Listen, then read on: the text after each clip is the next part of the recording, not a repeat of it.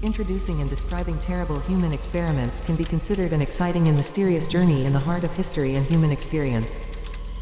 These experiments spark the contact between body and mind, fear and wonder in us, and show how far we can penetrate the dangerous and unknown boundaries that exist within us. In this YouTube video, we will introduce you to 5 horrific human experiments that have a long and fascinating history behind them. These experiments have been the spark of discovery and innovation in the path of human evolution, and at the same time, they leave us a mask of fear and unwanted temptation of mankind. The first case, in the 1950s, the treatment of rheumatic diseases using radioactivity was widely carried out in Tehran. This method was medically valid and widely used around the world. However, over the years, as a result of problems such as damage to healthy tissues, cancer and other problems, other treatments such as physiotherapy and medicine have replaced the use of radioactivity. Currently, doctors strongly emphasize that it is important to use more advanced and safer methods for the treatment of rheumatic diseases, and in no way should unnecessary methods be used. Second, in the 60s and 70s, NASA sent monkeys into space to study the effects of space on living organisms. The first experiment, called Bio-Pon, started in 1960 by sending a monkey into space. In subsequent experiments, 2 monkeys named Sam and Bonnie were sent into space.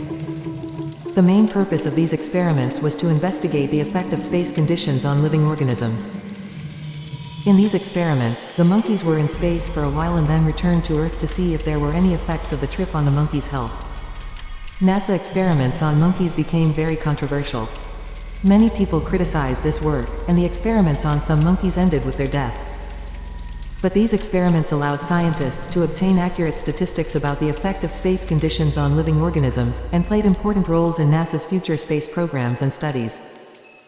The third case, shock experiments on mental patients in the 50s and 60s, is one of the ugly and dark subjects of medical history. These experiments included applying electric shocks to the brains of patients suffering from depression and the most common mental disorders, which were performed using equipment called electroshock.